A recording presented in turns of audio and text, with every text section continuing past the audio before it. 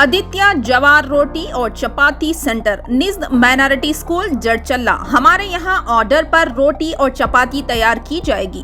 Order के लिए screen पर दिए गए नंबर पर राब्ता करें। ఈ వార్తను సమర్పించిన వారు Rajdhani deluxe lodge new bus stand opposite housing board colony Jadcherla. अस्सलाम वालेकुम नाज़रीन, NH-TV में आप सभी का इस्तकबाल है।